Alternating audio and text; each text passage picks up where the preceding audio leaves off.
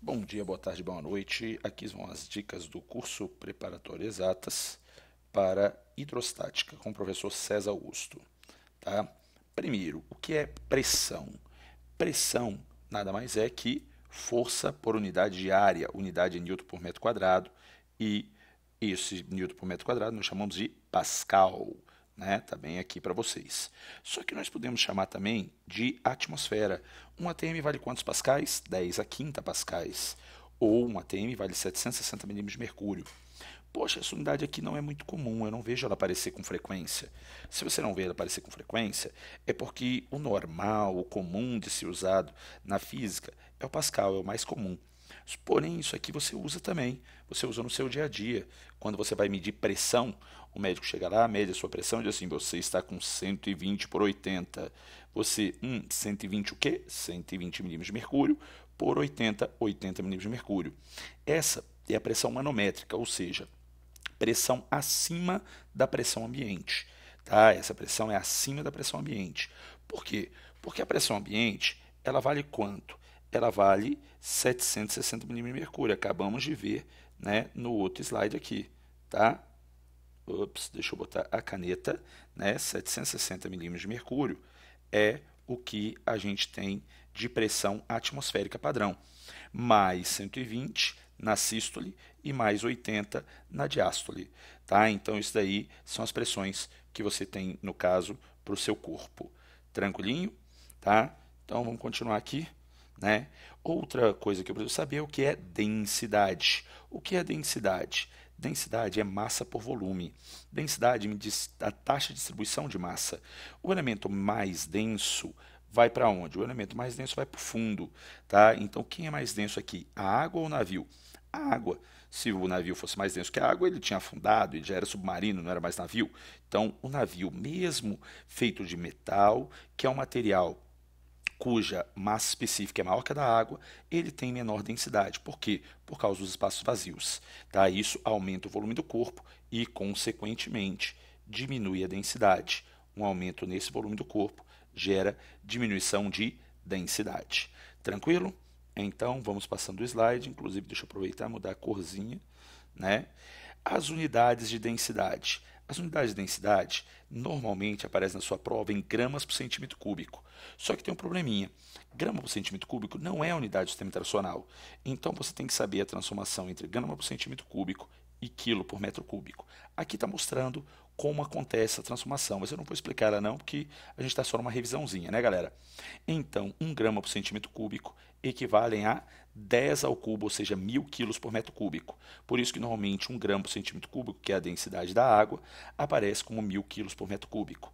Só que você também tem que saber a transformação de grama por centímetro cúbico para quilograma por litro. Por que, César? Porque caiu na última prova do Enem.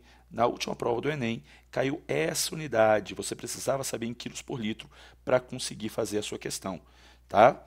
Então, olha o que acontece aqui. Né? Aqui está a transformação. 1 grama por centímetro cúbico igual a 1000 quilos por metro cúbico ou 1 quilograma por litro. Beleza? Agora, além das unidades de densidade, vamos passar ao princípio de Stevin. Né? É o primeiro dos princípios de hidrostática. Tá? O que diz o princípio de Stevin? Que a pressão em um ponto ela é dada por todo o fluido que está acima dele. A pressão do ar aqui, mais a pressão causada pela água. A pressão causada pela água é a chamada pressão hidrostática. Tem a ver com o peso da água dividido pela área da base. Tá? César, e quanto vale essa pressão hidrostática? Você vai ver mais para frente ali que a pressão hidrostática vale dGH, tá? Densidade, gravidade e a altura do meu fluido. Inclusive, isso foi questão que caiu no Enem 2012.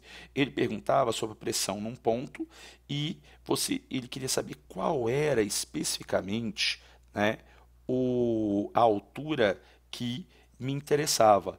A altura sempre vai ser do início do meu fluido até o ponto aonde eu quero medir a pressão. Nesse caso aqui, que eu estou medindo a pressão no fundo do caneco aqui, eu vou ter que depender dessa altura.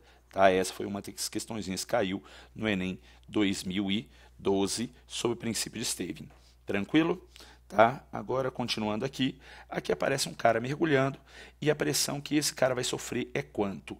É a pressão do ar aqui em cima mais a pressão da água. é a pressão do ar mais a pressão causada pela água. Deixa eu mudar de cor, porque essa cor não ficou legalzinha no nosso slide, né? Vamos usar vermelhinho mesmo, tá? Mais a pressão da água. Lembrando que a cada 10 metros de profundidade, a pressão aumenta em 1 atmosfera, no caso específico da água, tá? Então, se você precisar na hora da prova, já sabe que cada 10 metros de água gera um atm a mais. Tranquilo? E isso está escrito aqui, né? Quanto mais fundo está o ponto a ser medido, maior será a pressão total sobre ele. Claro, porque a pressão total é a pressão atmosférica mais a pressão hidrostática, que é o DGH. Tranquilo? Aí, a uma mesma profundidade de um mesmo fluido sempre tem-se a mesma pressão. César, para que você vai me falar sobre isso? A gente vai precisar disso daqui a pouco, quando falar de tubo em U, né? Galera, olha o que nós temos aqui. Pressão total num ponto é a pressão atmosférica mais a pressão hidrostática, é o DGH, que eu já falei. Novamente, volto ali a frisar. A uma mesma profundidade, o mesmo fluido sempre tem essa mesma pressão. Isso aqui é importante em hidrostática. E lembrando que a cada 10 metros de profundidade na água, a pressão hidrostática aumenta 1 atmosfera. Isso aqui também foi dito agora há pouco por mim no slide anterior. Então, aqui aparece o nosso tubo em U.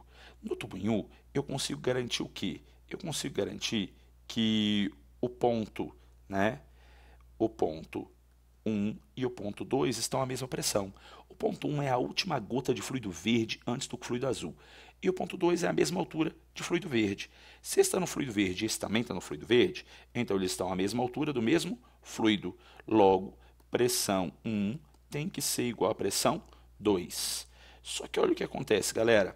Se as duas pressões são iguais, eu vou dizer que a pressão 1 é igual à pressão 2. Olha, a pressão 1 igual à pressão 2. Pressão 1 é pressão atmosférica mais D do fluido A, GHA. Pressão 2 é pressão atmosférica mais DB, GHB. Aí o que vai acontecer? O que vai acontecer é que a pressão atmosférica é igual e eu posso cortar. Aí fica DA-GHA igual a DB-GHB e o G também é igual, posso cortar. Sobrou DA-HA igual a DB-HB. Quando eu tenho só duas variáveis assim, eu junto todas as variáveis que são iguais e coloco para o mesmo lado. Então, eu vou pegar o DA, deixar ele aqui, pegar o DB e jogar dividindo. Está ele aqui. Deixo o HB em paz e jogo o HA dividindo. Está ele aqui. O que apareceu para a gente? DA-DB, HB-HA, AB-BA. Quando os subíndices estão invertidos, quer dizer o quê? Que a nossa grandeza é... Opa, voltando aqui. Quer dizer que a nossa grandeza ela é o quê? Inversamente proporcional. Isso quer dizer que quanto maior a densidade do fluido, menor a altura dele. Ou seja, olhando para cá, eu vejo que esse fluido A ele é maior que o B. Logo, ele tem que ter densidade menor. Tá? Se essa altura fosse o dobro, se a altura HA fosse o dobro de HB, se HA igual a 2HB, eu saberia automaticamente que a densidade do fluido A era metade da densidade do fluido B. Tranquilo? Então, se eu tiver o dobro da altura, eu tenho metade da densidade e assim sucessivamente. O triplo da altura, um terço da densidade. Né? A proporção é uma proporção inversa. Tranquilo? Então, está escrito aqui, as densidades são inversamente proporcionais às alturas, como eu já falei para vocês. Segundo princípio, o princípio de Pascal, ou o princípio da prensa hidráulica. O princípio de Pascal diz que um aumento da pressão em um ponto do fluido será integralmente transferido para todo o fluido, tá? Para todos os pontos. Eu uso aqui, claro, um fluido incompressível aqui dentro. Tá? Baseado no princípio da prensa hidráulica, eu digo que a pressão do lado 1 é igual à pressão do lado 2. Se a pressão é força sobre área, força 1 por área 1 é igual a força 2 por área 2. Ou seja, qual é a vantagem que eu tive? A vantagem é que eu vou fazer o quê? Eu vou pegar uma forcinha, uma força pequena numa área pequena, uma forcinha numa areazinha, e vou ganhar uma forçona numa areazona. Tá? Então, esse é um sistema de vantagem mecânica. Esse é um sistema de vantagem mecânica. Ou seja, ele vai me dar mais força na saída do que eu tinha na entrada. Lembrando que sistemas de vantagem mecânica, eles me dão vantagem mecânica, eles me dão vantagem em força, mas não me dão vantagem em energia. Então, o trabalho que eu colocar do lado 1 tem que ser igual ao trabalho que eu vou ter do lado 2. Ou seja, se a força 2 for maior, o deslocamento será menor, já que, relembrando, trabalho é força vezes deslocamento. Opa, volta o slide que eu estava escrevendo lá. Trabalho, opa, volta o slide. Eu acho que eu saí da região, né? Volta aqui. Então, trabalho é força vezes deslocamento. Tranquilinho? Então, eu sei que se a força aumentou, o deslocamento vai diminuir, tá? Então, continuando aqui, terceiro princípio, o princípio de Arquimedes. O que Arquimedes disse?